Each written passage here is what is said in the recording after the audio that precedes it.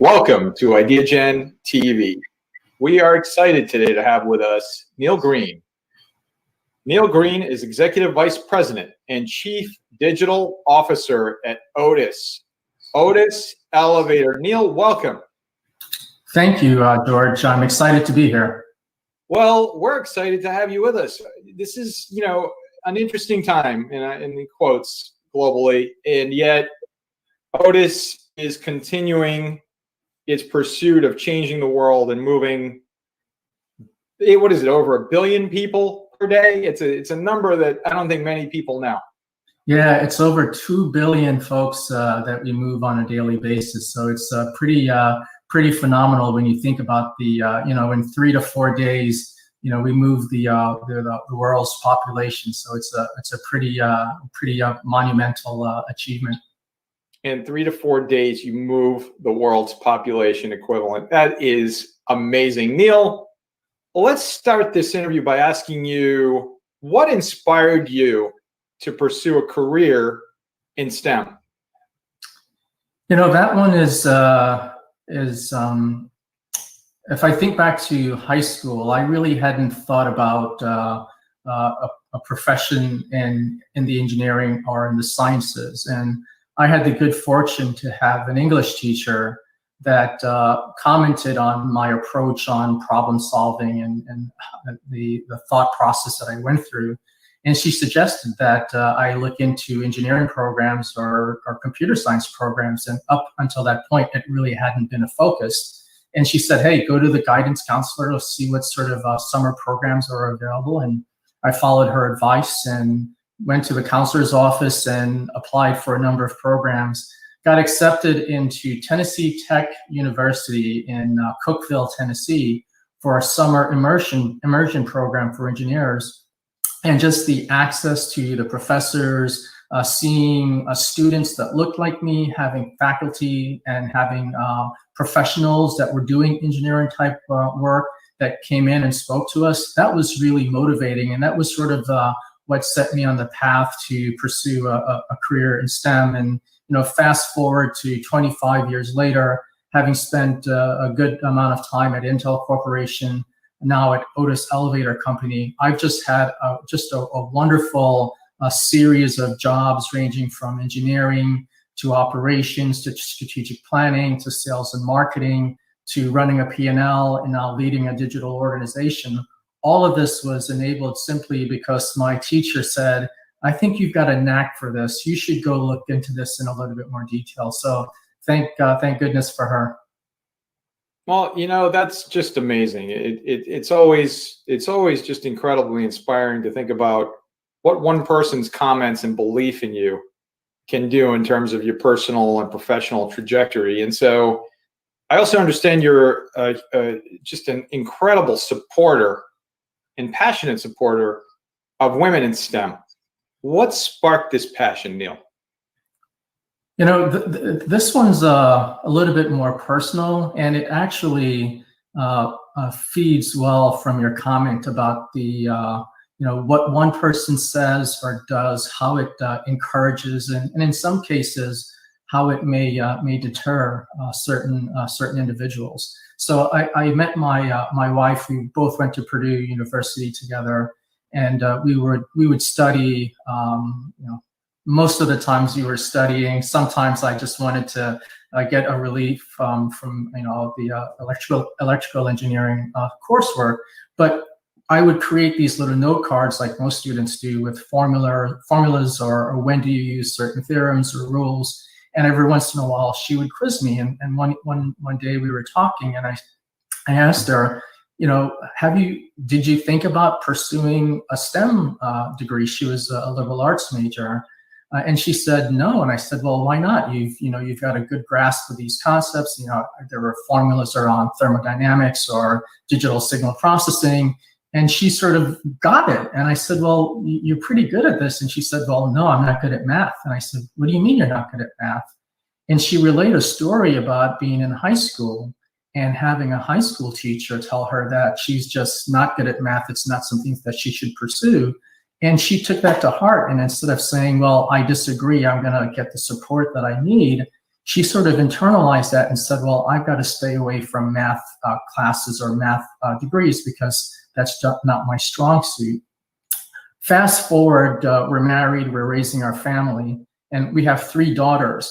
And one of the things that we started looking at as we were raising our girls were what track do they need to be on so they can get into quality colleges to pursue careers in STEM so they desire. We just didn't want them to feel like they couldn't pursue.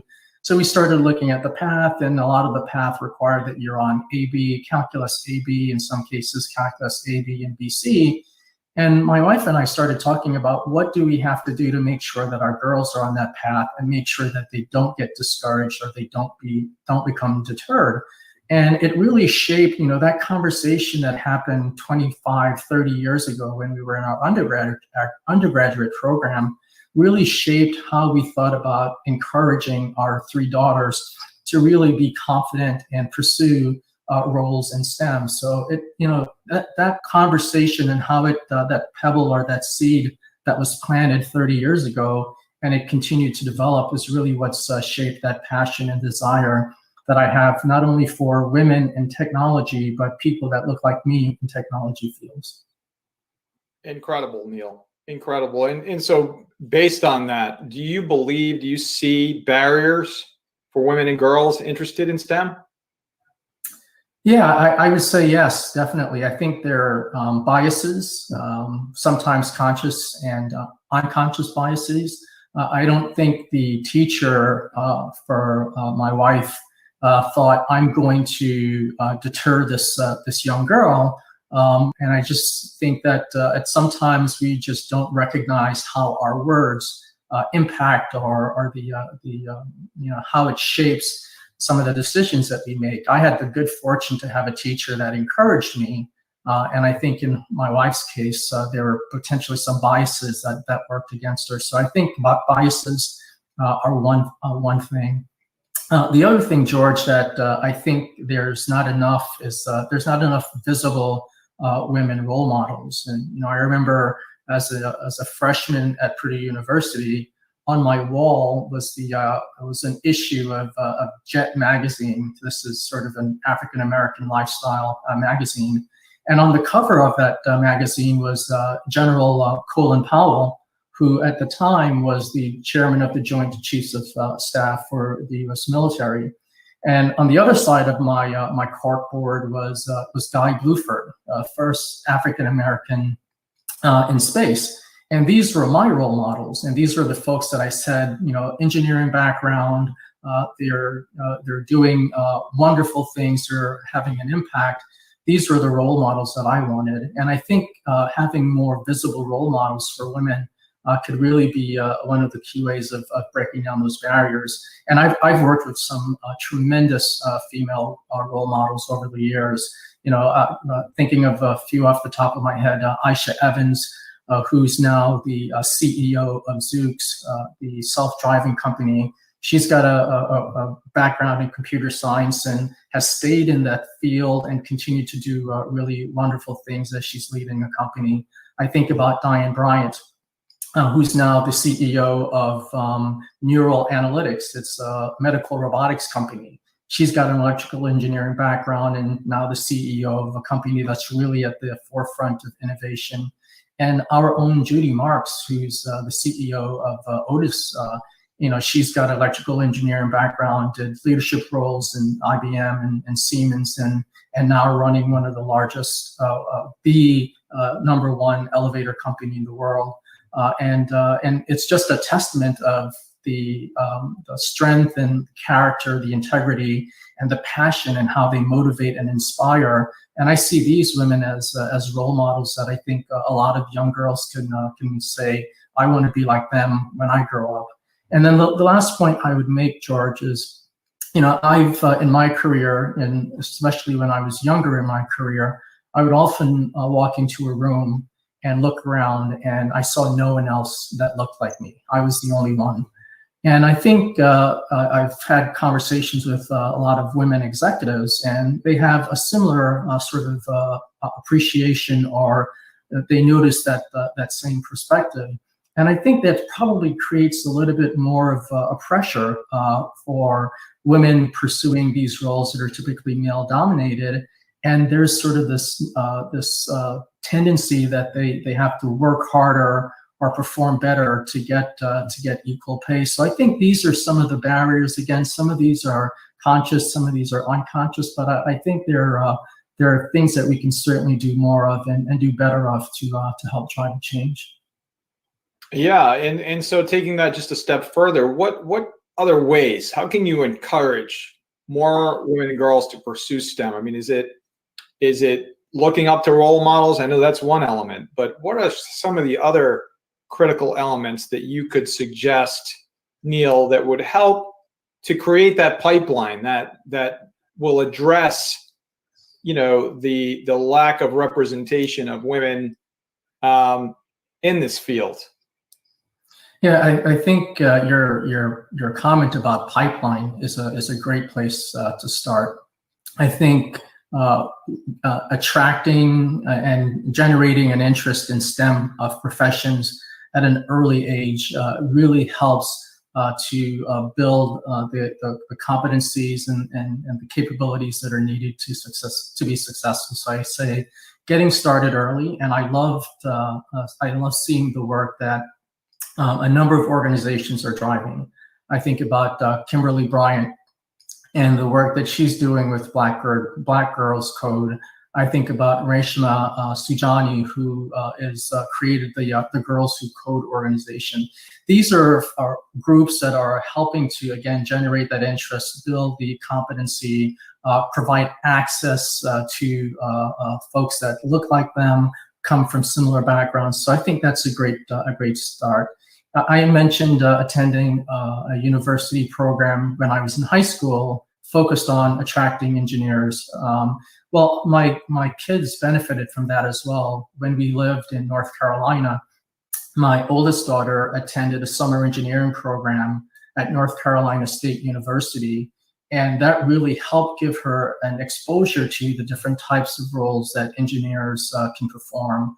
When we lived in California, my middle daughter attended Stanford University for a computer science program. This was a program that was created by, I think the organization is called LEAD, Leadership and Education Development, I believe is what the acronym stands for.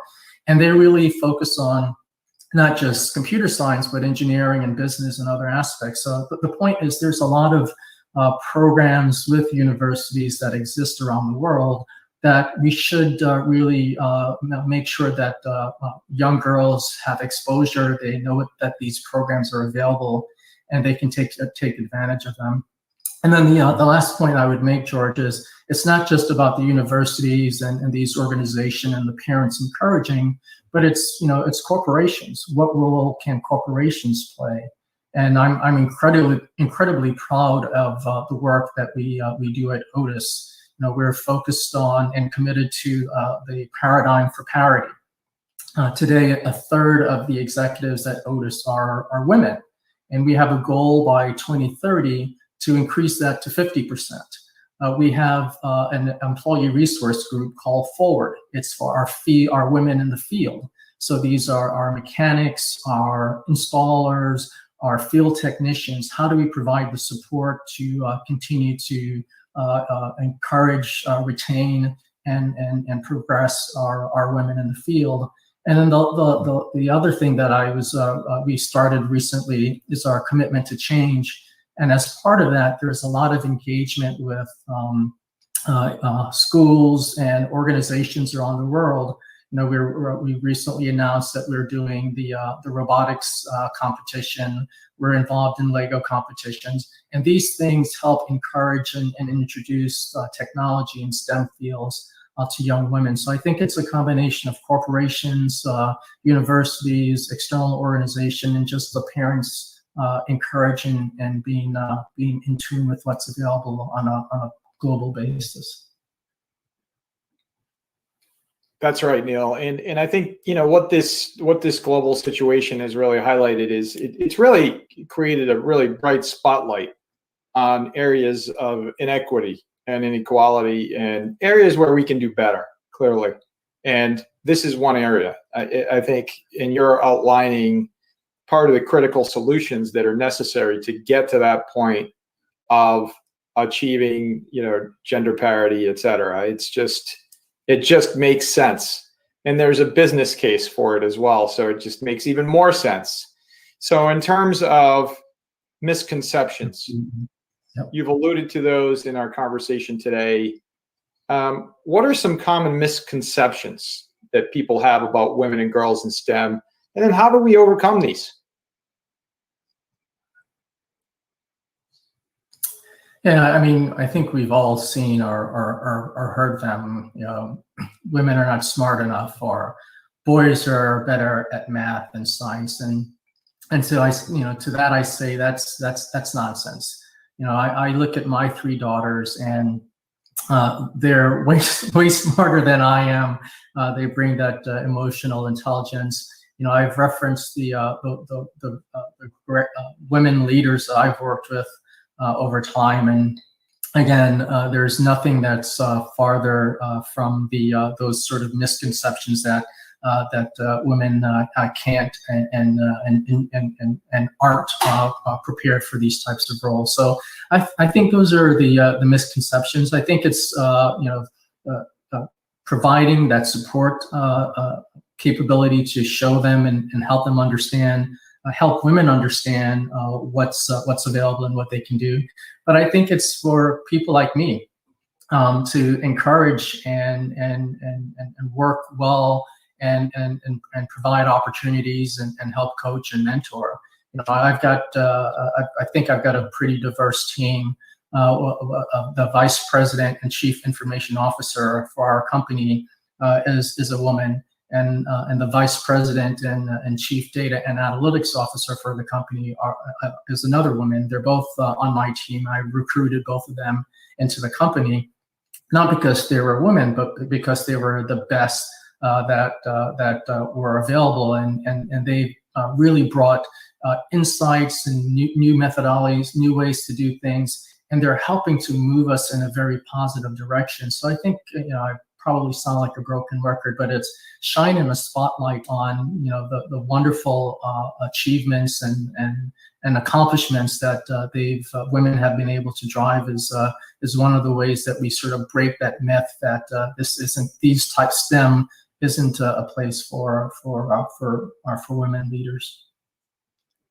What an incredible highlight and insight into what these misconceptions are, and how do we achieve the global goals by 2030. We have, and we're in just a few short months ago, we were looking at this 10-year runway to 2030, and a few short months later, here we are, and we're looking at the continued runway.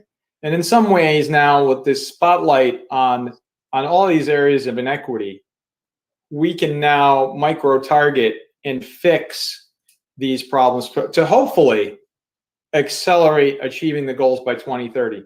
Reminding again our global audience, as we always do, that these 17 global goals, no hunger, no poverty, equity, empowering women and girls, all of these partnerships for the goals, critical to understand that they were agreed to unanimously by all 193 member states of the United Nations. And I think therein lies the thread that I think so many people are looking for today, which is bringing people together from across the planet with a common goal. And it makes sense. You're able to measure the goals. There's a business case for the goals. There's an absolute imperative for the goals, as you've stated today. And so why do you believe, Neil, it's the best approach for achieving the 17 global goals? What is that best approach? Well, as I've the last several weeks just getting the daily emails about the goals and going to the website and learning more, there were 4 goals that sort of really resonated for me, George. Gender equality clearly is one of them. Quality education. I've talked about education a lot over the last few minutes, so that should be no surprise there. Decent work and economic growth, and then sustainable cities and communities. Those just really jumped at me as far as, it's very synergistic. Not that the others aren't, but those four were just really synergistic with the conversation that we've been having, and a lot of the items that I've seen on the web, and some of the videos that I was able to catch this week. And it really shows that, you talked about doing more, having common goals, and working together and collaborating. I think this is a real testament of what needs to happen, and how we continue to make progress and move forward. I see every young girl looking at these 17 sustainable goals, and really getting encouraged and thinking about how STEM can help them achieve those goals. And I think, my three daughters, one's in the healthcare field, one's a software engineer, and one's starting her freshman year in college. And our goal is to make sure that they see what's available and what they can achieve. And I think this conference and the work that you've done, George, and your company, just this event in general, really shines a spotlight on what can be done and how we can continue to do more together. And I think it's also very synergistic with, one of our cultural statements inside of Otis Elevator is, we are better together. And that clearly resonates here. So I think this conference, this event, this forum ties nicely, and it really shines the spotlight on how STEM can be that enabler for achieving a number of these sustainability goals. Well, and thank you. Thank you for those kind words, Neil. And, I am a huge personal and professional supporter, stand in awe of really everything that Otis is doing, and yourself and Judy Marks. I mean, what an incredible CEO and a role model. Yes, you're a role model. You're both role models for so many millions of people across the planet. It's really remarkable. And I'd like to go back to what I like to refer to as dynamic resiliency again, because I think it's really important for people to understand that Otis is the definition of dynamic resiliency. Why? Well, as you look at the companies and organizations, and even the public sector organizations, governments that have survived and maybe even thrived in some ways during this global pandemic, what they all have in common, typically, is the foresight, that strategic foresight, that ability, that almost superhuman superpower to look around and see around and peer around corners. Meaning, you have built into your ethos a devotion, a commitment to partnerships, and understanding that no one entity can do it alone. And that, I believe, is absolutely vital, because when you think about it, no one entity can do it alone. That means you are subscribing, you are supporting the notion of bringing the world together. And here we are today looking at the goals, and goal number 17 specifically. Neil, why would you say cross-sector collaboration combined with innovation is so vital to helping to solve so many of the world's most vexing issues? And to go a step further, how do you infuse this collaboration combined with innovation into your daily mission to successfully achieve your goals? Yeah, in fact, that's a really a great question. I'm a firm believer that collaboration drives innovation, and an individual by themselves may think of go down a singular trajectory, but you infuse several different folks with several different backgrounds and world perspective or worldviews in that conversation, and they start to grok from each other and think about how do you expand that idea into multiple paths. I daily collaborate with my peers.